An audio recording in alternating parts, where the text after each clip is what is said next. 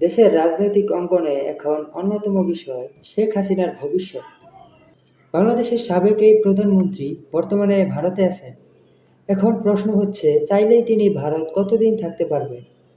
তার কূটনৈতিক পাসপোর্ট বাতিল হওয়ায় বিনা ভিসায় মাত্র ৪৫ দিন ভারত অবস্থান করার কথা থাকলেও ইতিমধ্যেই তার ২৭ দিন পার হয়ে গেছে। এখন প্রশ্ন হচ্ছে, এই বাকি সময়ের মধ্যে তিনি কী সিদ্ধান্ত নেবেন? তিনি কি ভারত অবস্থান করবেন, নাকি অন্য কোথাও পাড়ি জমাবেন? চলুন জেনে আসি। বলা হচ্ছে, শেখ হাসিনার সামনে এখন সম্ভাব্য দুটি অপশন রয়েছে। তার মধ্যে একটি হচ্ছে ভারতের কাছে রাজনৈতিক আশ্রয় চেয়ে সেখানেই অবস্থান, অপরটি হচ্ছে দেশে ফিরে আসা।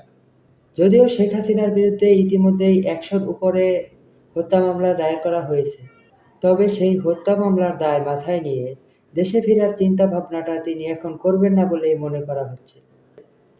ফলে প্রথম অপশনটাই বেছে নেওয়ার সম্ভাবনা বেশি বলে মনে করা হচ্ছে।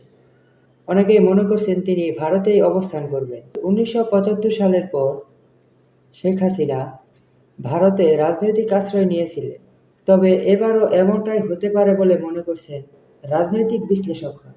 তবে এর জন্য বেশ কিছু পরীক্ষার মধ্য দিয়ে যেতে হবে ভারতকে, কারণ ভারতের কাছ থেকে শেখ হাসিনাকে ফেরত চাওয়া হতে পারে বলে বাংলাদেশের মানুষের মধ্যে আশঙ্কা তৈরি হয়েছে।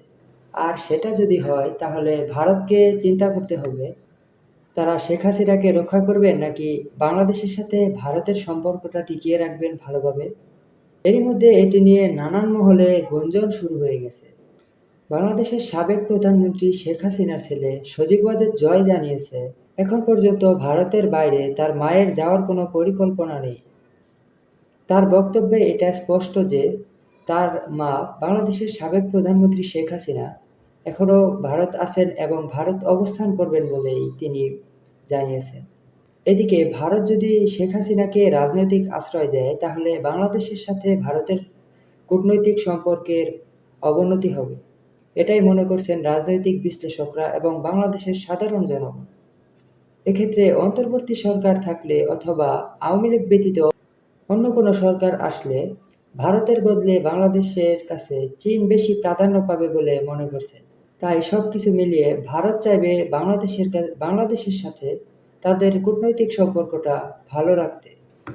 শেখ হাসিনাকে নিয়ে ভারতের পরিকল্পনা কি, সেই প্রশ্নের মুখোমুখি হতে হয়েছে দিল্লির পররাষ্ট্রমন্ত্রীকে, কিন্তু কোনো উত্তর আসেনি এক্ষেত্রে। ভিসা ছাড়া ৪৫ দিন ভারত অবস্থান করার পর শেখ হাসিনা কী করবেন তা নিয়ে ধোঁয়াশা রয়ে গেছে। তবে তিনি ভারত অবস্থান করবেন বলেই সকলেই এটা মনে করছেন।